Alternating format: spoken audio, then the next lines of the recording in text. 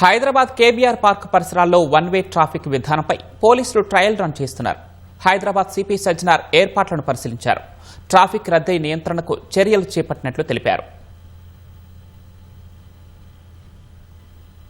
మాట్లాడి ఎక్కడెక్కడ మనకు సివిల్ వర్క్స్ కావాలి అది కూడా చెప్పడం జరిగింది. సో ఈ రోజు మనం పబ్లిక్ అందరు కూడా కోరుతున్నాను, మనం చాలా చోట్ల కూడా అడ్వైజరీ ఇవ్వడం జరిగింది. Please follow advisories. మీరు మళ్ళీ ఎందుకంటే చాలా మంది లెఫ్ట్ నుంచి రైట్ నుంచి లెఫ్ట్ వస్తున్నారు. కొంచెం ఇనిషియల్ ఉండడంతో కొంచెము మనము క్లారిటీ రావడానికి కొంచెం టైం పడినా, but I request public please go through the advisories, please go through the signages. ఎందుకంటే ఇది ఒకసారి మనం కంప్లీట్ చేస్తే it will be very very easy. ఎందుకంటే ఈ భాగంలో ఈ ఒక చుట్టూ ఆల్మోస్ట్ 7 ఫ్లైఓవర్స్ వస్తున్నావు, 7 అండర్ పాసెస్ వస్తున్నావు ఒకసారి. ఎందుకంటే ఇది చాలా సంవత్సరం నుంచి ఈ ప్రజలు ఆశించారు. ఇది ఒకసారి చుట్టూ అయిపోతే మొత్తం ట్రాఫిక్ అవుతుంది. కొంచెము లాంగ్ జర్నీ కావచ్చు కానీ బట్ ఎక్కడ కూడా కంజెషన్ ఉండదు, ఎక్కడ కూడా టైం వేస్ట్ ఉండదు. అందరి సాఫ్గా మనము ట్రాఫిక్ కంటిన్యూ అవుతుంటుంది. సో ప్రజలందరూ కూడా సహకరించాలని చెప్పి కోరుతున్నాను. ఎక్కడెక్కడ మనకు లెఫ్ట్ టర్న్స్ ఉన్నావు, ఎక్కడెక్కడ మన అడ్వైజర్ ఉన్నావు, సైనేజెస్ ఉన్నావు, దాన్ని ఫాలో చేయాలని చెప్పి ప్రజలందరూ కూడా కోరుతున్నాను. అంశాలను మీరు ఐడెంటిఫై చేయడం జరిగింది. ఆ తర్వాత రోడ్లో కంజెస్టెడ్ ఉన్న ప్లేసుల్లో కూడా కొంత దాన్ని కుదించడము, కొంత వైల్డ్ ఎక్కువ చేయడం కూడా చేశారు. సో ఇప్పుడు దీన్ని అబ్జర్వ్ చేసుకునే విధంగా ముందుకు ఇప్పుడు కూడా నేను వచ్చే సమయంలో చూశాను. అది మీరు అన్నట్లు ఇంకా కొంచెం మనం పొడవు ఇవ్వాల్సి వస్తుందేమో, కొంచెం పబ్లిక్ కూడా స్పేస్ ఇవ్వాల్సి వస్తుందేమో. కొన్ని చోట్ల రోటరీస్ అంతా అప్పుడు వచ్చినప్పుడు రోటరీస్ కూడా కట్ చేశాను, అప్పుడు కొంచెం కాలేదు, ఇప్పుడు రోటరీస్ కూడా కట్ చేశాను, కొంచెం స్పేస్ క్రియేట్ చేశాను. కానీ ఇంకా కొంచెం స్పేస్ క్రియేట్ చేస్తే బాగుంటుందేమో అనిపిస్తుంది. సో అట్లానే కొన్ని రోడ్లు ఒక ఆ సైనేజెస్ ఫాలో చేయకపోవడం వల్ల ఒక లైన్ ఖాళీ ఉంటుంది, ఒక లైన్ ఫుల్ రష్ ఉంటుంది. సో ఆ సైనేజెస్ చాలా పాటించాలని చెప్పి నేను కోరుతున్నాను. ఎందుకంటే ఒక రోడ్లో ఖాళీ ఉంది, ఒక రోడ్డు ఫుల్ అయితే మళ్ళీ ఎక్కడో దగ్గర కంజెషన్ అయ్యే అవకాశం ఉంది. అక్కడ జూబ్లీ చెక్ పోస్టులు కావచ్చు, ఇక్కడ మన కేబీఆర్ దగ్గర కావచ్చు.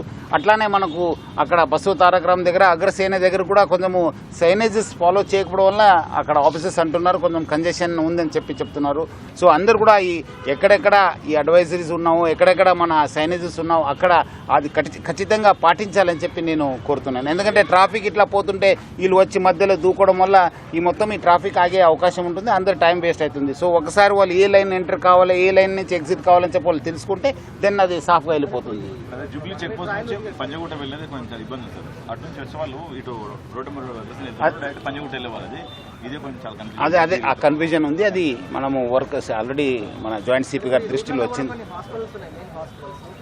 అంబులెన్స్ల విషయంలో ఏంటి, తర్వాత ఎమర్జెన్సీ విషయాలలో వాళ్ళు ఎట్లా వాళ్ళకి మన గైడ్లైన్స్ ఇచ్చారు. అదే ఒకసారి ఈ రోజు అయిన తర్వాత మనం కూడా మళ్ళీ అదే మీరు అన్నట్లు ఒక విల్ డూ అ సర్వే. ఎక్కడెక్కడ ఇంపార్టెంట్ ఎస్టాబ్లిష్మెంట్స్ ఉన్నావు, ఎక్కడెక్కడ హాస్పిటల్స్ ఉన్నావు, ఏమేమి ఎమర్జెన్సీ సర్వీసెస్ ఉన్నావు దాన్ని ఐడెంటిఫై చేసి then will whether to create separate line. వాళ్ళు వచ్చినప్పుడు మనము ఆల్రెడీ మనకు ఇక్కడ ట్రాఫిక్లో మంచి సిస్టమ్ ఉంది, అంబులెన్స్ వాళ్ళతోనే మనం రెగ్యులర్ కోఆర్డినేట్ చేస్తుంటాం. అట్లా ఉన్నప్పుడు మనము ఎట్లా చేస్తే బాగుంటుందని చెప్పి ప్లాన్ చేస్తాం. ట్రయల్ 1లో భాగంగా ఈ రోడ్డుకు సంబంధించి జిహెచ్ఎంసీ అధికారులతో కోఆర్డినేట్ అయ్యి ఎక్కడెక్కడ ఇది చేయాలి వర్క్ అనేది అని అన్నారు. ఆ ట్రయల్ 1 తర్వాత ఏ ప్రాంతాల్లో మీరు ఎక్కువగా ఈ కంజెస్టెడ్ సంబంధించి అగ్రసేన్ సర్కిల్ ఇవన్నీ చెప్పారు. సో దీన్ని ఫర్దర్గా ఏ విధంగా ముందుకు తీసుకెళ్తారు?